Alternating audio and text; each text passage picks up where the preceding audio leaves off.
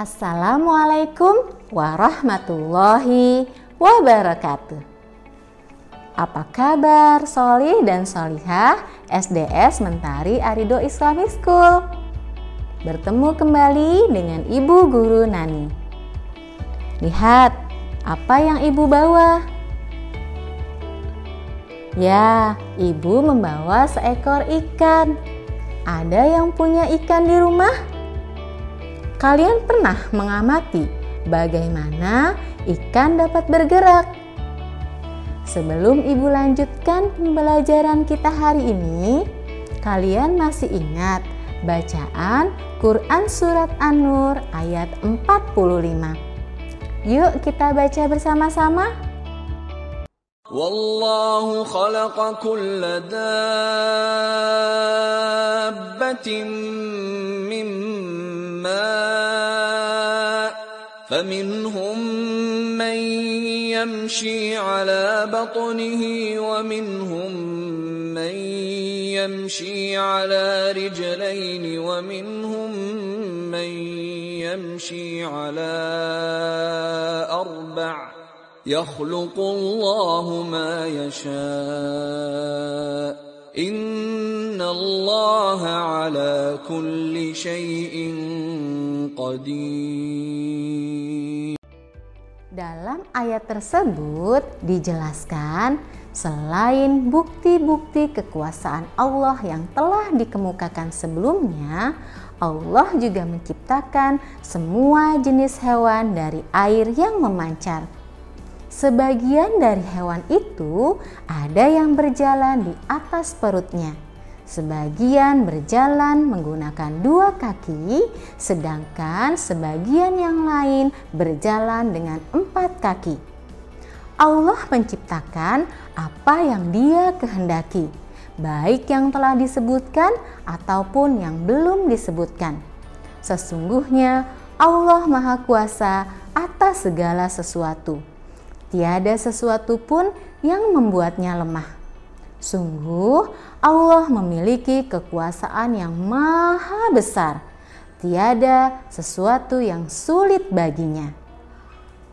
Dalam mempelajari sistem gerak, kita mengenal rangka yang membentuk tubuh hewan. Rangka tersebut ada yang terdapat di dalam tubuh maupun di bagian luar. Selain itu, hewan juga dapat digolongkan ke dalam 2 kelompok berdasarkan ada atau tidak ada tulang belakang yang kita kenal dengan istilah hewan vertebrata dan avertebrata. Sekarang kalian lihat terlebih dahulu video yang Ibu unggah dari video pembelajaran SD berikut.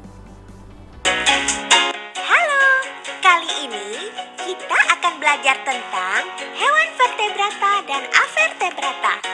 Agar lebih jelas, kita simak penjelasan berikut yuk. Coba perhatikan kedua hewan berikut. Ular. Ular memiliki tulang belakang. Salah satu ciri hewan vertebrata ialah memiliki tulang belakang. Dengan demikian, ular termasuk hewan vertebrata.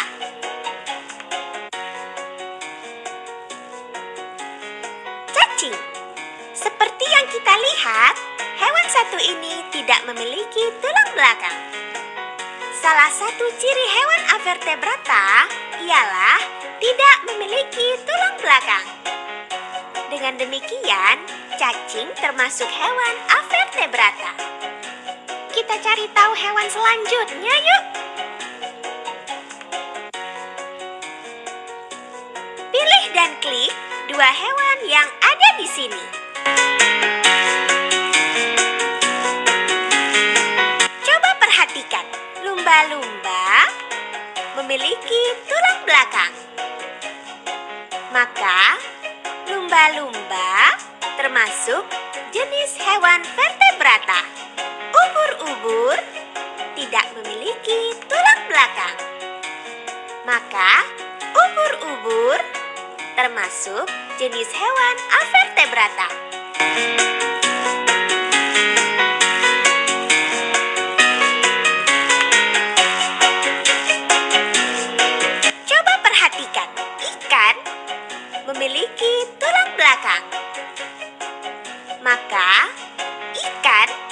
termasuk jenis hewan vertebrata. Cumi-cumi tidak memiliki tulang belakang. Maka, cumi-cumi termasuk jenis hewan avertebrata.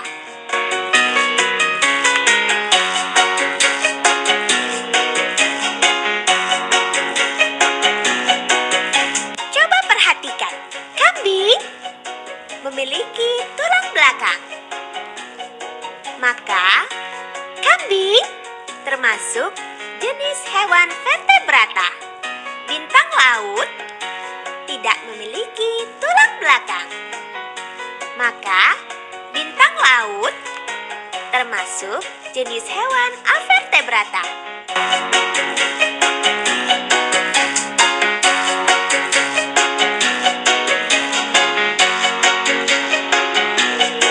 Coba perhatikan, burung memiliki tulang belakang. Maka, burung termasuk jenis hewan vertebrata. Siput tidak memiliki tulang belakang. Maka, siput termasuk jenis hewan avertebrata.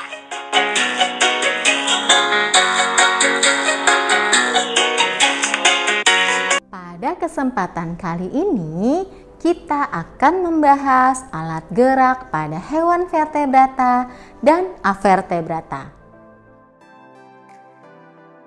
Setelah menyimak penjelasan-penjelasan berikut ini, kalian akan mengetahui perbedaan hewan vertebrata dan avertebrata, contoh hewan vertebrata dan cara bergeraknya, serta contoh hewan avertebrata dan cara bergeraknya.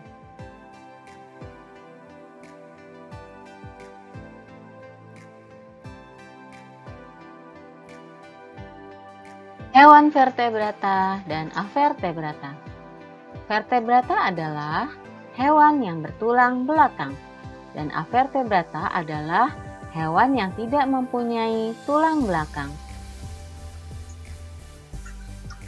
Macam-macam hewan vertebrata meliputi yang pertama, reptil. Contohnya ada kadal, komodo, buaya, kura-kura, dan lain-lain. Yang kedua, ada mamalia. Contohnya kambing, kucing, sapi, kelinci, dan lain sebagainya. Yang ketiga, ada amfibi. Contohnya adalah katak. Kemudian ada aves. Contohnya adalah burung. Dan yang terakhir adalah pisces. Contohnya adalah ikan. Alat gerak pada vertebrata meliputi tulang dan otot.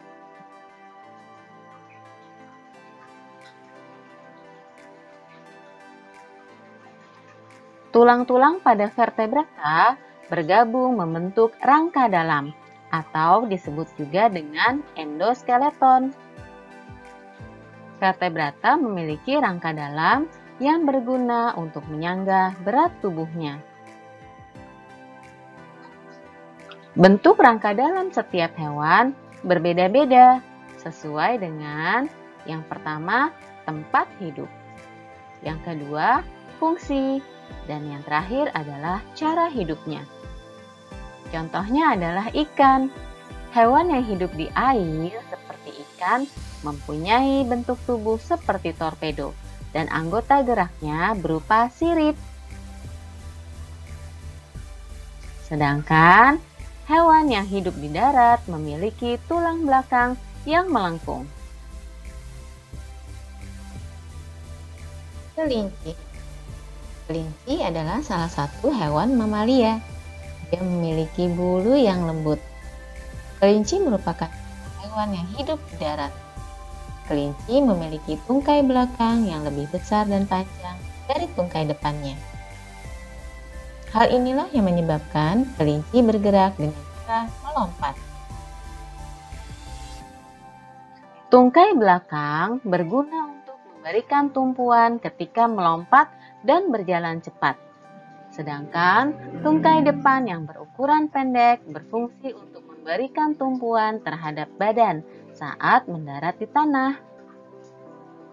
Kita lihat ya, rangka tubuh kelinci.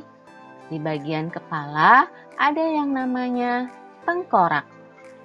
Kemudian di bagian bawahnya terdapat tulang leher. Di bagian depan terdapat tulang kaki depan. Dan di bagian belakang terdapat tulang kaki belakang. Nah, yang ini adalah tulang pangkal paha. Dan tulang lengkung di bagian atas adalah ruas tulang belakang. Sekarang kita lihat katak.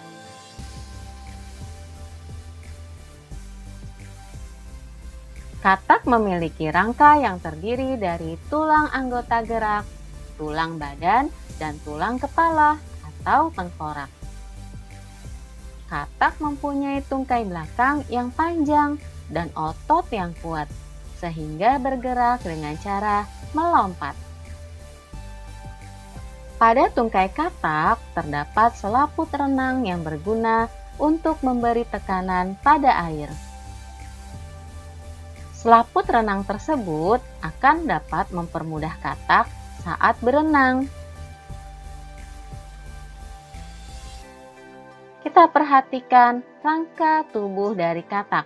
Di bagian kepala terdapat tulang kepala atau tengkorak, kemudian tungkai depan dan tungkai belakang. Hewan apakah ini? Ya, benar.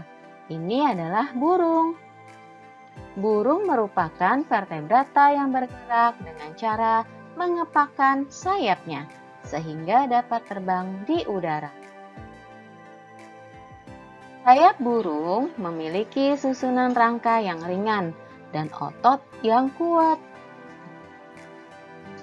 Otot-otot tersebut melekat pada tulang dada dan berguna untuk mengendalikan sayap saat terbang.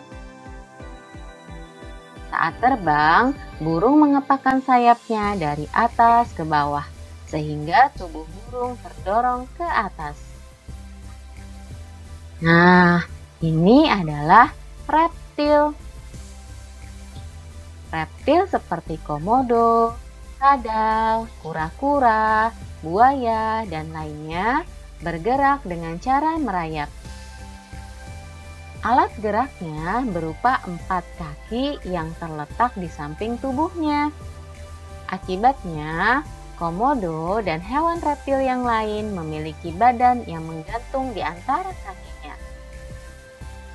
Keempat kaki menopang seluruh tubuh yang menyebabkan reptil memiliki keseimbangan yang stabil dibandingkan dengan mamalia.